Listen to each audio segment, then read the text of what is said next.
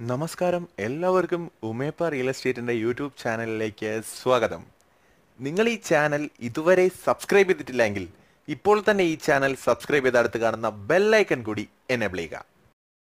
ഉറക്കത്തിൽ വരുന്ന അനുഭൂതികളും ചിന്തകളുമാണ് സ്വപ്നങ്ങൾ എന്നറിയപ്പെടുന്നത്. ആഴമുള്ള നല്ല ഉറക്കത്തിൽ തലച്ചോറ് പൂർണ്ണമായും പ്രവർത്തനരഹിതമാകുന്നു. അതുകൊണ്ട് തന്നെ മാനസിക പ്രവർത്തനങ്ങളും അപ്രത്യക്ഷമാകും. എന്നാൽ ഈ ബോധം കെട്ടുള്ള ഉറക്കം മുഴുവൻ സമയവും ഉണ്ടാകുന്നില്ല. ബാക്കി സമയം നേരിയ ഉറക്കത്തിലായിരിക്കും. ഈ സമയത്ത് തലച്ചോറ് ഭാഗികമായി പ്രവർത്തിക്കുവാൻ ആരംഭിക്കുകയും മനസ്സ് ചെറിയ തോതിൽ ഉണരുകയും ചെയ്യും.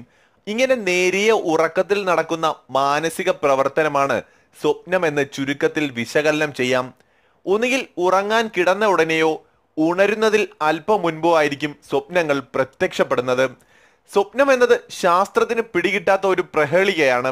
കൃത്യമായിട്ടുള്ള ഒരു നിഗമനങ്ങളിലും ശാസ്ത്രം ഇതുവരെ എത്തിച്ചേർന്നിട്ടില്ല. സ്വപ്നം ഉറക്കത്തിനും ഉണർവിനുമിടയിലെ ചെറിയ യാത്രയാണ്. സ്വപ്നം കാണാനുള്ള കാരണം ഉറങ്ങുന്നതിന് മുന്നേ മനസ്സിൽ ഒരു ചിന്തയെ മാത്രം പിന്തുടരുകയും അതിന്റെ എല്ലാ വശങ്ങളെക്കുറിച്ച് മനസ്സും ശരീരവും പിന്തുടരാതെയും ചെയ്യുമ്പോൾ അറിയാതെ തളർച്ച മയക്കത്തിലേക്ക് ശരീരത്തെ കൊണ്ടെത്തുകയും ചെയ്യുന്നു. ഈ കാരണത്താൽ പിന്തുടർന്ന ചിന്തകളെ പൂർണ്ണമാക്കാൻ ശരീരത്തിന് സഹായമില്ലാതെ മനസ്സ് ഒറ്റയ്ക്ക് പ്രവർത്തിക്കുവാൻ തുടങ്ങുന്ന പരിണത ഫലമാണ് സ്വപ്നമെന്ന് ചുരുക്കി പറയാം. സ്വപ്നങ്ങൾ സാധാരണയായി ഏതാനും നിമിഷങ്ങൾ മാത്രം നീണ്ടു നിൽക്കുന്നവയാണ്. 20-30 മിനിറ്റുകൾ വരെ നീണ്ടു നിൽക്കുന്ന സ്വപ്നങ്ങളുമുണ്ട്.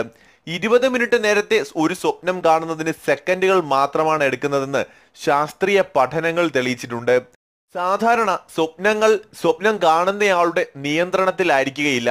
എന്നാൽ ലൂസിഡ് ഡ്രീമിംഗ് എന്ന അവസ്ഥയിൽ സ്വപ്നം കാണുന്ന ആളിന് സ്വബോധം ഉണ്ടായിരിക്കും.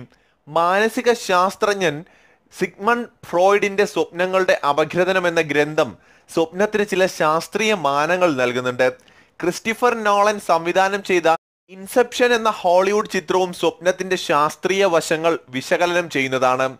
Leonardo D Caprio, Joseph Leavitt എന്നിവർ മുഖ്യവേഷത്തിൽ അഭിനയിച്ച ചിത്രത്തിൽ മറ്റൊരാളുടെ സ്വപ്നത്തിനുള്ളിൽ കടന്ന് വിവരങ്ങൾ ചോർത്തുന്നവരുടെ കഥയാണ് പറയുന്നത്.